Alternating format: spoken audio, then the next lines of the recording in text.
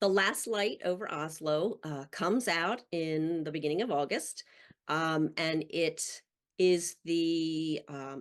inspired by Daisy Harriman, who was the ambassador to Norway, and her exploits in the months after, in the months up to and after Germany invades unexpectedly, the spring of 1940. So again, the inspiration for the book, as I've said before, was just one of those moments where I happened to be watching. See, we keep going back to PBS. Yeah, I'm a huge PBS watcher, but I was watching. They had a mini series called Atlantic Crossing, which was about the relationship between Crown Princess Martha and FDR, which I watched. But in one of the first scenes, one of the initial scenes, the princess is in conversation with this older woman, who's sort of, giving her advice about, oh, be careful, things are tense right now, and sort of be careful. And I was wondering, and it was an American woman, and I thought, who is this woman that she's talking to? It was obviously some sort of a diplomat or somebody working in the Foreign Office. So I, again, had to look it up, and I'm one of these people that does this all the time. If I'm watching something that's sort of based on or inspired by actual events, I will immediately Google the story to find out sort of what's true, where the writers might have, done their own thing. So this was one of those times when I quick Googled her and found out about Daisy Harriman, who I'd never heard of.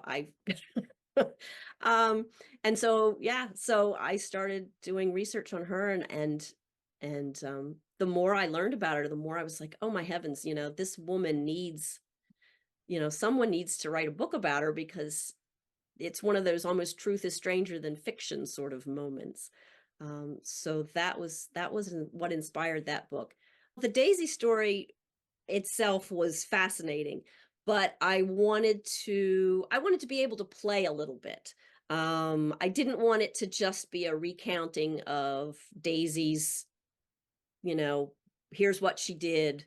I didn't want it to be a history or a memoir or, a biography. I wanted it to be a fictional account.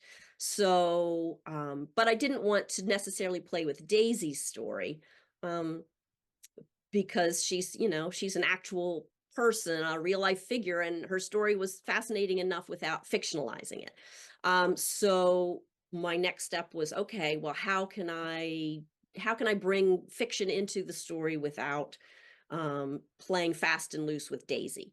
And so that was where Cleo was invented. She was my way of being able to play in that world a little bit more than I might otherwise have been able to. Um, so that was why I came up with Cleo and some of the other characters that then populated. Some of them do take the place of real life figures that surround Daisy. Mr. Whitney, who is a character, he's a vice consul in the Foreign Office and sort of her foil, Daisy's foil throughout the book. He is completely fictional, though he does take on a lot of attributes of people who were within the Foreign Office, or just the people who were naysayers or doubters of a woman being in that position. So I was able to give him sort of those sorts of attributes, and some of the dialogue that I might not otherwise have been able to. And same with Lieutenant Bayard, who is another character, and he was inspired by an actual figure, Captain Losey, who was actually the first, which I found out later was actually the first American casualty in World War II. He was killed while he was assisting Daisy Harriman in Norway. I didn't put him in the book, but I did sort of use him as the base for my character of Bayard, who, again, I was able to play with a little bit. So that was how that worked. I wanted to be able to bring in some elements that I might not have been that might not have been feasible if I just stuck to Daisy's story. And Daisy had already written a very compelling memoir of her own, Mission to the North. So, otherwise you could have just read her recounting of it and stop there. That was the hardest part of that whole book, because at that point I was sort of bringing all the threads together, and I was trying to come up with, one, I had to come up with the the plan, the plot, that I had created, and then I had to come up with a way to counter that plot. It's sort of one of those. I know they've talked. You see these.